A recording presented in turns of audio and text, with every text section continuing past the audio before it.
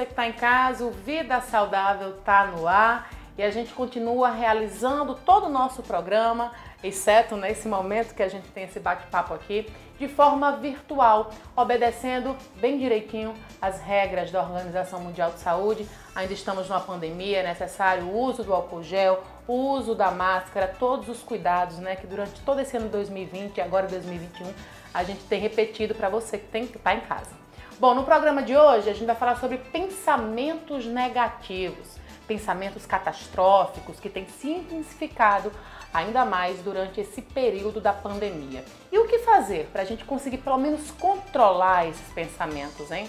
Você vai saber tudo isso no nosso programa, portanto não sai daí que daqui a pouquinho a gente está de volta.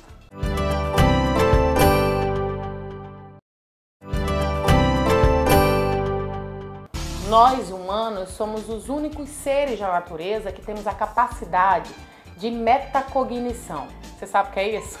Geice Araújo, neurocientista e instrutora de Mindfulness, vai explicar isso pra gente agora. Vamos acompanhar.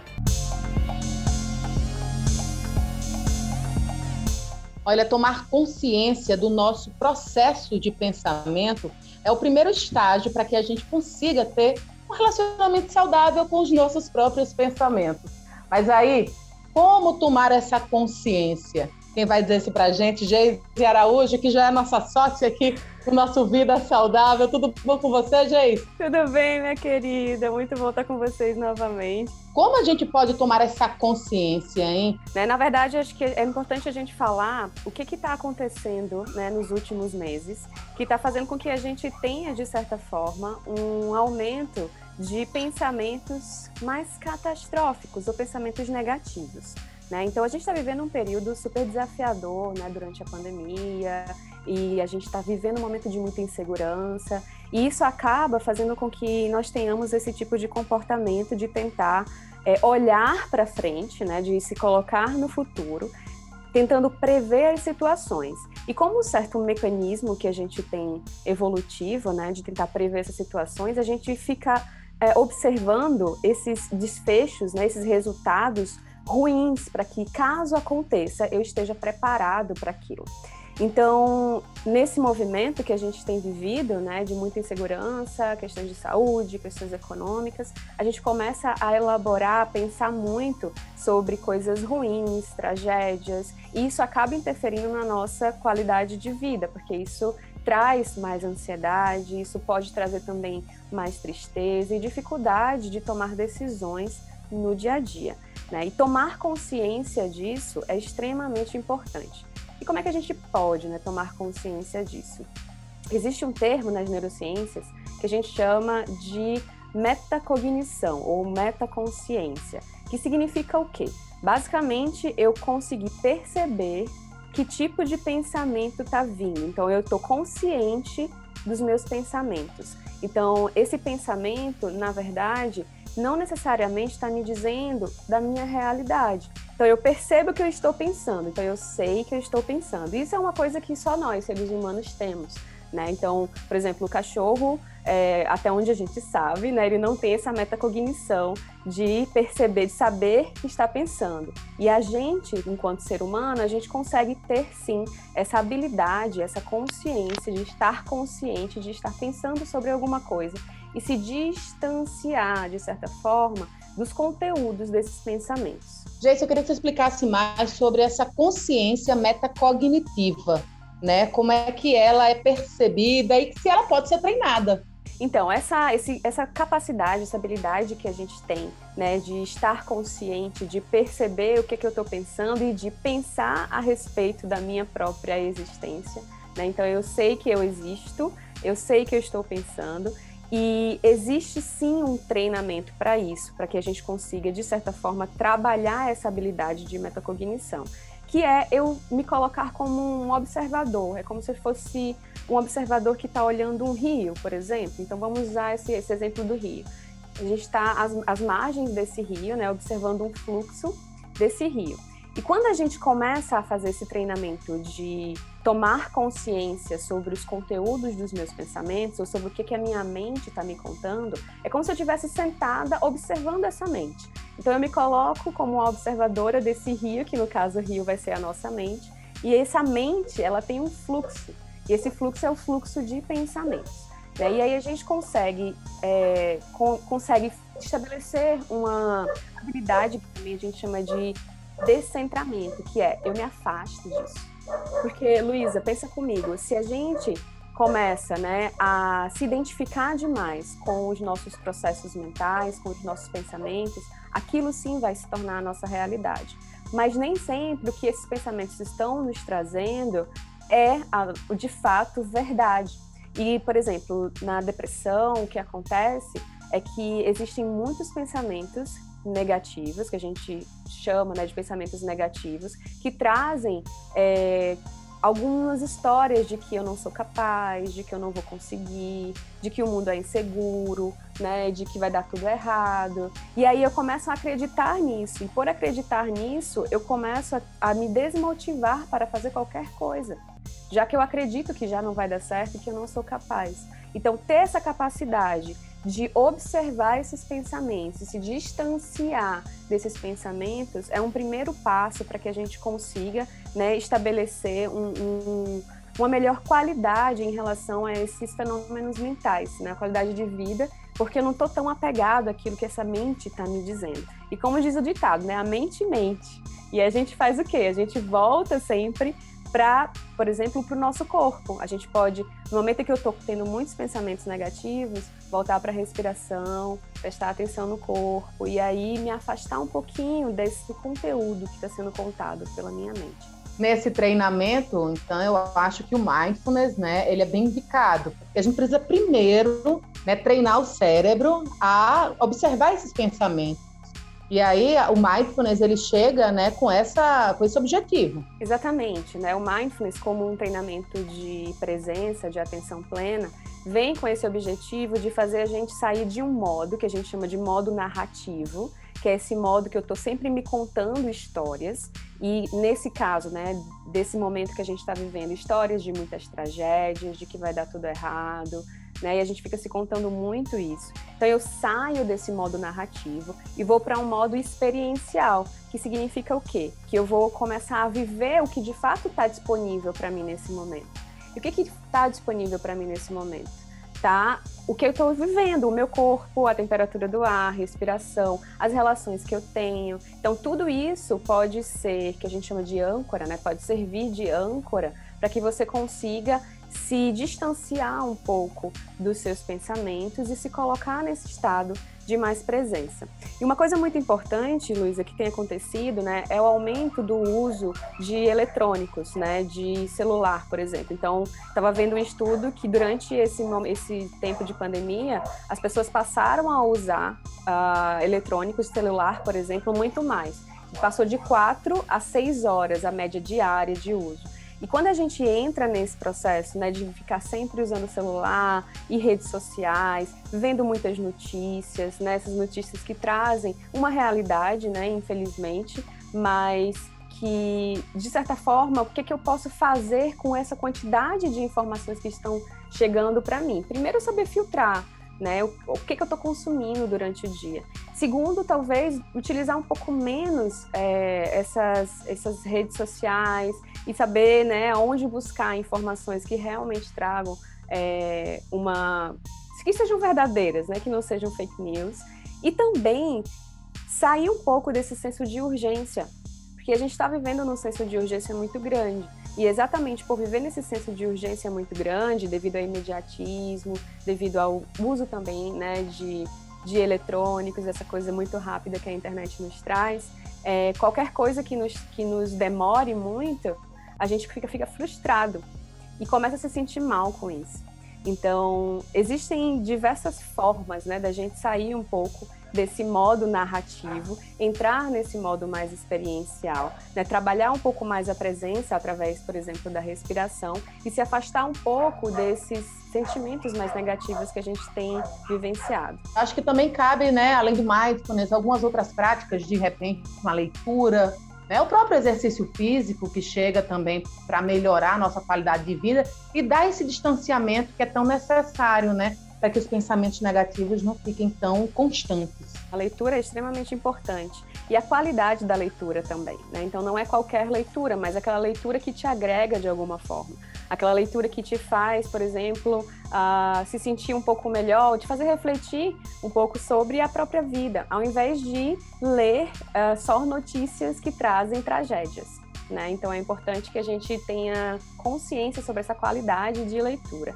Fora isso, outras coisas que nos ajudam a lidar com esses sentimentos e esses pensamentos, né, esses padrões de pensamentos mais negativos, é fazer atividade física, muito importante, conversar com pessoas. Então, se você pode fazer terapia, né, conversar sobre isso, porque às vezes a gente está tão preso na nossa cabeça, a gente está tão preso nesses pensamentos, que é preciso que alguém, e quando tem alguém de fora que possa nos ouvir, né, nos oferecer uma escuta ativa, essa pessoa, ela nos traz mais clareza. Então a gente começa a sair desse mundinho daqui dentro, que está tudo muito ruim e está tudo muito negativo, e começa a se sentir um pouco mais aliviado. Por isso que a terapia, ela é tão importante. E se você não pode fazer terapia, de repente, conversar com um amigo, né? Acho que só falar, só você colocar um pouco para fora isso que você está sentindo ou pensando, é importante. E se você não pode falar com ninguém, ou se você não se sente à vontade de falar com ninguém sobre isso que você está sentindo ou pensando, escreve sobre. Né? A escrita terapêutica, ela é muito, muito, muito, muito potente. Eu sempre falo para os meus alunos, o papel, ele não está te julgando, o papel, ele não está pensando nada sobre você. Então você se sente à vontade para colocar ali todos os seus sentimentos, todos os seus pensamentos. E depois, quando você vai ler aquilo, talvez você tenha mais clareza de que talvez aquilo ali ele não seja tão verdade assim, né? E aí você começa a enxergar de uma outra forma. Então é preciso, sim, estabelecer esse estado, né, de distanciamento desses pensamentos, de observação consciente desses sentimentos, né, que a gente está vivenciando ultimamente, e utilizar os nossos recursos que estão disponíveis para que a gente consiga fazer isso, né? Através da respiração, da leitura, da escrita, da terapia, da fala, das relações.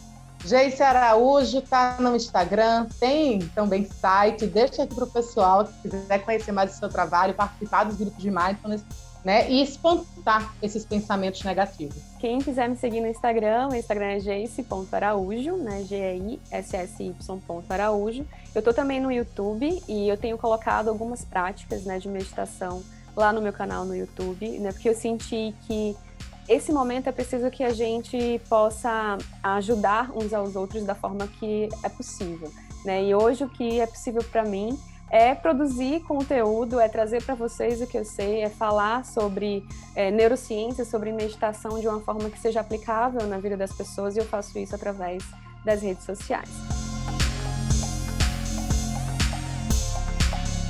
Vida Saudável volta daqui a pouquinho, não sai daí!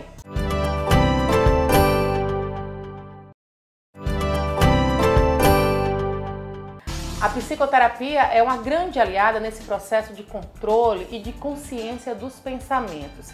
Ingrid Tinoco, psiquiatra, é a nossa entrevistada agora. Neste momento estamos mais ansiosos, mais entediados também e mais deprimidos. É medo de perder o emprego, é medo com relação ao futuro, é medo do que está por vir de fato. E aí os pensamentos negativos, eles acabam tomando grande parte, né, do nosso tempo de pensamento. Como é que a gente vai fazer para contornar essa situação? Aí quem vai falar para a gente é Ingrid Tinoco, psiquiatra, está aqui, nossa convidada do Vida Saudável. Tudo bom com você, Ingrid? Olá, tudo bem, sim. É isso, é ansiedade, é estresse, é tédio, é depressão, é muito medo. Eu acho que o primeiro ponto que a gente tem que abordar aqui é saber separar, né, o que é real e o que é imaginário. Mas como a gente vai fazer isso? Aí eu vou deixar com a psiquiatra para explicar para a gente. Isso é um conceito muito subjetivo, sabe, Luísa? Assim, saber o que é real, saber o que é imaginário, quando a gente está passando por esses sentimentos meio confusos, se mistura, né? Assim, e o que é real se amplifica a ponto de se tornar imaginário ou mágico, como a gente chama.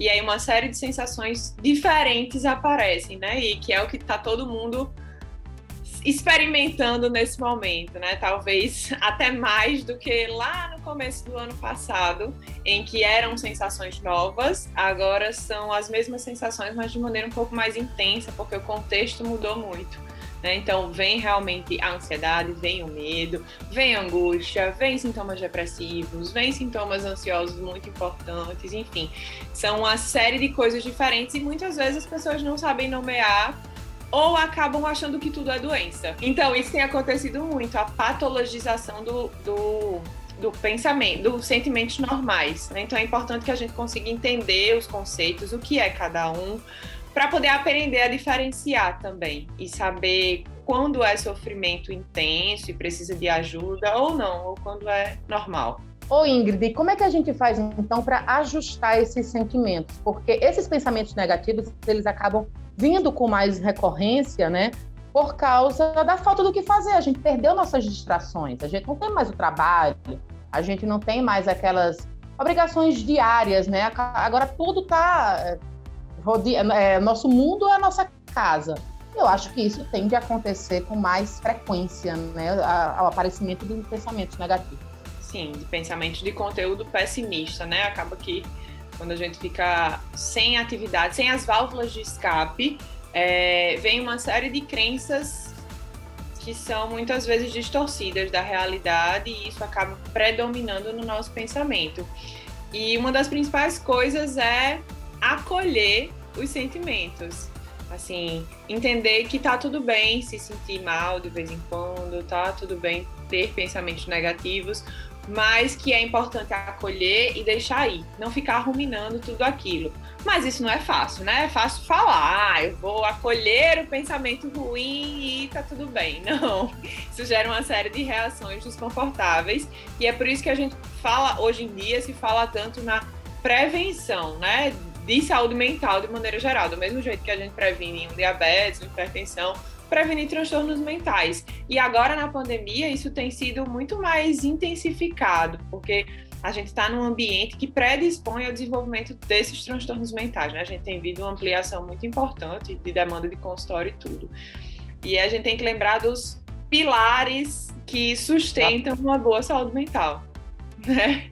E que muita gente esquece. Então, assim, de pilares concretos, objetivos, existem atividades que deveriam ser feitas por todo mundo para que a gente conseguisse se manter minimamente estável. A principal delas, mas que eu sei que infelizmente não é acessível para todo mundo, é a psicoterapia, né? E quando eu falo psicoterapia, é uma terapia com psicólogo, assim, não necessariamente é psicólogo, pode ser psiquiatra também, mas a maioria delas é feita com psicólogo. Geralmente são terapias semanais, que é o seu espaço de conseguir colocar as suas angústias, os seus medos, as suas felicidades, enfim, as suas emoções e conseguir entender um pouco mais de si mesmo. E aquele é um espaço importante para que você consiga criar recursos próprios de enfrentamento para essas situações difíceis que a gente passa no dia a dia, né? Então não é só quem está adoecido que deve ou precisa procurar terapia. O ideal era que todo mundo tivesse acesso a isso, né? Outras duas coisas que são mais fáceis, uma delas é a atividade física, que foi uma coisa que muita gente perdeu na pandemia, né? Assim, diminuiu muito, porque as academias fecharam, não podia sair na rua, enfim, tinha que usar máscara, isso é muito desconfortável para a maioria das pessoas. Mas a gente, um ano de pandemia, tem que se criar possibilidades para essa atividade física, né? Então, o que antes, podia ser uma atividade com um aplicativo em casa. Hoje ainda pode ser com um aplicativo em casa, pode ser uma corrida na rua, né? Eu tenho orientado muito essas atividades ao ar livre, que não seja com muita gente, com aglomeração, né? Porque você já está confinado dentro de casa, ainda ter que fazer atividade física dentro de casa é horrível.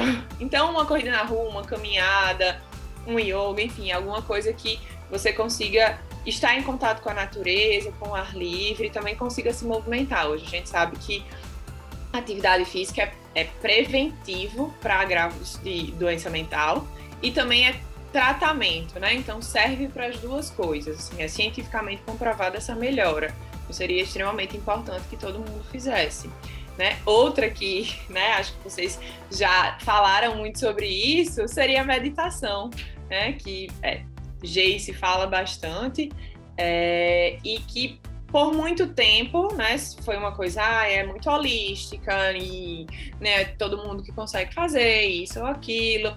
E hoje está muito na moda, também tem que ter cuidado com isso de estar na moda, mas que a gente sabe que tem evidências científicas que tranquilizam, né? Porque esses pensamentos ruins, esses pensamentos negativos, isso leva muito a gente a catastrofizar, a amplificar as coisas, né? Aquela famosa tempestade em copo d'água.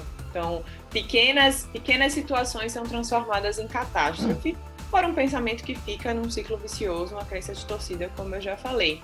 E aí, acaba que a gente vai lá na frente para coisas que ainda nem aconteceram ou pode nem acontecer e fica pensando no si.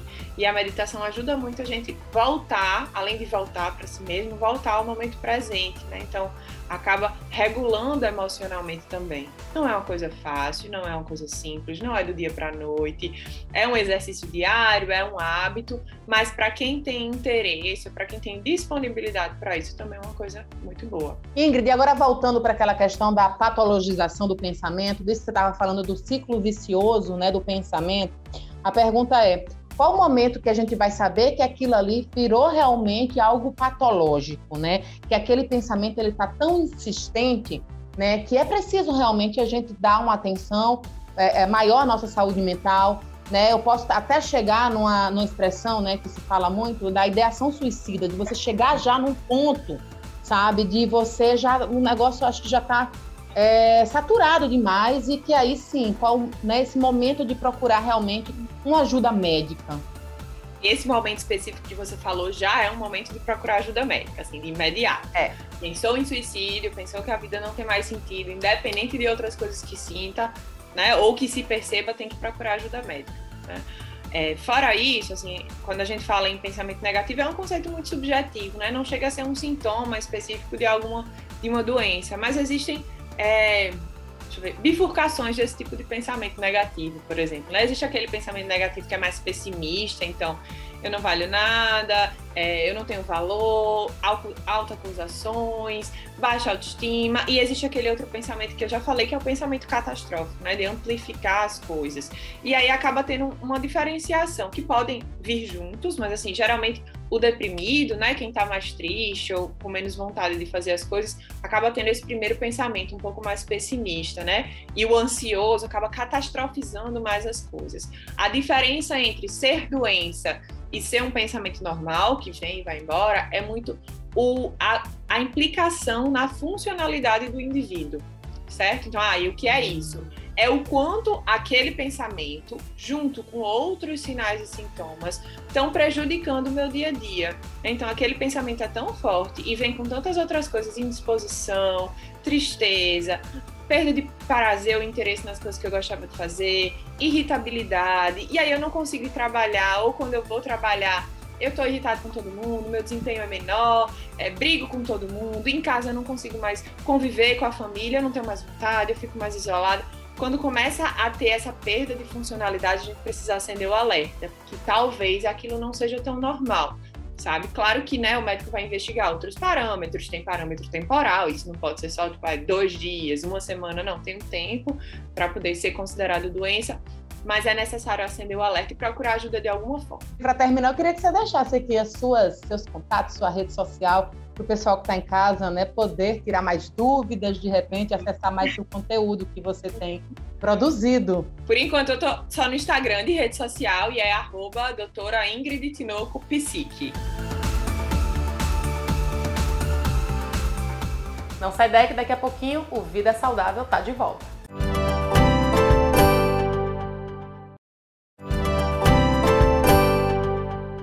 Nesse contexto de ajuda, especialmente quando estamos falando sobre pensamentos catastróficos, o Centro de Valorização da Vida é também um importante aliado.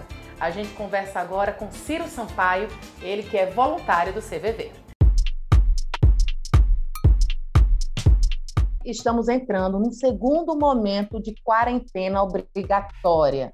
Regras, né, medidas sanitárias estão sendo aí decretadas pelo Estado, pelo município, falando, né, obrigando a gente a continuar em casa. E nesse processo de isolamento social, muita gente, obviamente, acaba adoecendo, especialmente as emoções, especialmente a saúde mental, ficar muito comprometida. Quem tem atuado bastante nesse sentido é o pessoal do CVV, o Centro de Valorização da Vida, e é por isso que eu convidei meu amigo Ciro Sampaio, psicólogo e voluntário do CVV, para falar um pouco, né, como eles têm percebido esse cenário dessa segunda quarentena. Tudo bom com você, Ciro? Seja muito bem-vindo. Olá, tudo bem? Eu queria estar melhor e estar falando de uma forma mais empolgada, mas o momento não permite, né? Mas eu queria começar agradecendo a chance de estar aqui, né? Porque às vezes pode ser que a gente converse temas, né, muito importantes para quem está nos assistindo agora, que sirva para a gente se visitar, né, se revisitar emocionalmente, saber como a gente está se sentindo e saber que pode contar com o CVV. Né? Então, agradeço a chance de estar aqui, mas vamos conversar. Porque, Luísa, deixa eu falar para você, tem aumentado muito o número de ligações. Tem aumentado muito a procura, inclusive por outras formas de atendimento que o CVV presta, como por chat, né, por Skype, por e-mail. Então, já que tem aumentado e o atendimento é 24 horas, a gente está sempre precisando de voluntários. Então, esse é um chamamento para mostrar o canal, o serviço, para quem ainda não conhece e fazer uma convocação para quem tem disponibilidade de ouvir, sabe? Muito bom a gente poder falar sobre isso, porque o aumento de ligações realmente aconteceu. Eu queria saber, então, se existe algum comparativo, né, daquele primeiro momento de um ano atrás, em março de 2020, para esse momento, e como é que tem sido a expectativa de vocês nesse sentido, no sentido de ajudar as pessoas. E já emendo outra pergunta, querendo saber das principais queixas, se é mesmo a solidão. Quando a gente observa o comparativo, a gente observa que, ao longo dos últimos anos, vinha tendo uma crescente. A gente sabe que essa crescente acontecia exatamente por causa da própria divulgação do CVV. Quanto mais se divulga, mais as pessoas, né, elas nos procuram. No entanto, do ano passado para cá, houve um salto. Né? E esse salto é oriundo de quê? De uma demanda que aumenta porque as pessoas estão mais isoladas, estão se sentindo mais deprimidas. Há perdas, muitos tipos de perdas, né? Perdas diversas, inclusive no âmbito profissional. A gente acha que, de repente, voltar para casa é uma chance de você se recompor, se oxigenar, mas as pessoas lidam com outras demandas relacionais dentro de casa, emocionais dentro de casa. E como a gente sabe, uma coisa é a gente ficar em lockdown, ficar em reserva emocional durante algumas semanas. Outra coisa é esse tempo perdurar, né? Como a gente tem observado. Então, tem sido cada vez mais importante, né, essa chance de a gente estar disponível, né, nesse canal 24 horas, que é o número 188. Ciro, como é que vocês estão lidando? Porque já foi iniciado esse segundo momento, como eu te disse, né, de obrigação de estar dentro de casa, desse isolamento social, e aí vocês precisam mesmo de mais voluntários. Como é que vocês têm se dividido para conseguir atender essa demanda? O que a gente fez foi precisar, primeiramente, formatar o curso de seleção de novos voluntários, fazendo um trabalho em conjunto, além do posto CVV Natal, junto com o posto CVV Caicó. Então, nesse momento, o curso está sendo exclusivamente online. Então, as pessoas, para se inscreverem para ser voluntário, basta, né, mandar o e-mail para natal@cvv.org.br, né, demonstrando interesse. Basta ter 18 anos, pré-requisito ter 18 anos, e assim, ter a disponibilidade de ouvir o outro, sabe? Então, assim, não precisa ser, Ciro, precisa ser formado, precisa trabalhar na área de saúde, não. Né? Porque a gente está falando de um contato humano, as pessoas estão precisando de um momento de escuta, né, de atenção, sem ser julgada, né? Já basta o julgamento do mundo aí fora. Então, um lugar que a gente possa se sentir acolhido, respeitado. Mas eu queria destacar uma coisa. Você falou que não precisa ser formado na área de saúde, mas mesmo assim, né, as pessoas têm que ter um mínimo de equilíbrio emocional, né? As pessoas têm que estar preparadas para aquele momento, para escutar a pessoa. Eu acho que não é só estar disponível. Tem que ter uma certa bagagem, né? Ou não? Para esse programa de seleção de voluntários, são 10 encontros. nesses 10 encontros, ele é teórico-vivencial, em que a pessoa vai tendo a oportunidade de entrar em contato com alguns conteúdos, com alguma forma de olhar o mundo, de ver o mundo, né? Então, nesse momento, tanto o CVV pode identificar se a pessoa, para essa ocasião, está apta para ser voluntária, como a pessoa tem a oportunidade também de, no meio do processo, ir se identificando e declinar da oportunidade de nesse momento estar apta. Muitas pessoas procuram o CVV, mas no fundo pode ser que pela circunstância que elas estão vivendo, elas ocupam mais o lugar da outra pessoa que precisa de ajuda do que quem tem, de fato, um lugar, né, para poder oferecer apoio. Voltando agora um pouco para o tema do nosso programa, que são os pensamentos negativos, isso tem sido muito constante, né, no atendimento de vocês, porque não é só solidão, não é só a falta com quem compartilhar uma alegria, uma tristeza. Algumas pessoas, elas têm mesmo, né, desenvolver, especialmente agora na quarentena, nessa pandemia, aqueles pensamentos cíclicos, aqueles pensamentos que não deixam a mente sempre com a conotação negativa. A gente, às vezes, não se dá conta, mas a gente vivencia numa montanha-russa que tem como pano de fundo a ansiedade, né? Porque, assim, é natural que uma situação estressora surja, a gente reaja. Mas depois que a situação estressora cessa, se a gente continuar reagindo como se ela estivesse presente, e isso tem impactos fisiológicos, impactos no sono, né? E aí cá entre nós, quando a gente não dorme bem, quando a gente não se alimenta bem, isso não afeta o humor, não é verdade? Não. E as pessoas estão numa situação de constante ansiedade. Isso é verdade, sabe? Então, assim, o que cada um pode estar fazendo nesse exato momento para cuidar de si? Ciro, mais uma dúvida. Vocês costumam receber trote? Porque a gente sabe que o SAMU, por exemplo, tem uma alta taxa de trote, né? A gente sabe que trote é crime, já é até criminalizado. Como é que é essa situação é no CVV? Quando ligam para a gente com trote, a gente entende que cada ligação é uma ligação. E aquela pessoa que está ligando, passando trote, ela está tão sozinha que esse é o meio, é o modo que ela se utiliza de repente ter uma companhia, de ter um espaço de encontro. Então, o que acontece muitas vezes é a gente conseguir transformar um trote num atendimento. Ô Ciro, me diz se existe já um perfil das pessoas que costumam, né, utilizar o serviço do CVV. Porque a gente, né, quando o serviço ele surgiu e durante tantos anos, a gente sempre associava a pessoas que são potencialmente suicidas, né? Segue sendo assim? Existe um perfil específico para essas pessoas que procuram CVV? Eu posso partilhar com vocês assim, em média, de cada 100 ligações que a gente recebe, umas 4 é alguém que, né, são pessoas que estão assim, no limite de tirar a própria vida e a gente está ali para acolhê-lo. Mas, pelo contexto contemporâneo que a gente está vivenciando, as outras 96 pessoas que ligam realmente se sentem sozinhas, deprimidas, não tem com quem desabafar. Então, esse lugar que originalmente o CVV ocupava, continua ocupando. Mas tem percebido, imagina um copo d'água que vai enchendo, e às vezes o suicídio é a gota d'água, é o que transborda. E na prática a gente faz um trabalho de ajudando a esvaziar esse copo antes dele transbordar. É essa a proposta. E aí, em relação ao público, é interessante que a gente recebe ligações das mais variadas, desde idosos, adolescentes, adultos, inclusive crianças. A gente tem recebido ligações das mais variadas idades, sabe? E as pessoas que estão nos assistindo e estão precisando desse espaço de desabafo, são vários canais. Um deles é o telefone 188, o número 188. Mesmo se eu estiver com celular, sem crédito, se eu ligar, eu consigo falar. E aí, se você tiver curiosidade, eu oriento que a gente entre lá no www.cvv.org.br, que vai apontar outras formas de atendimento, inclusive por chat.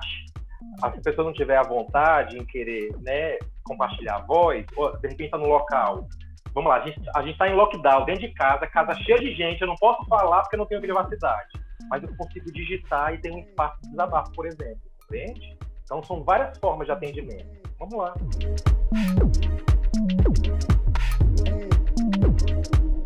O Vida Saudável de hoje vai ficando por aqui. A gente volta a repetir para você, ó. Se puder, fique em casa, tá bom? Próxima semana a gente tá de volta. Até lá. Tchau.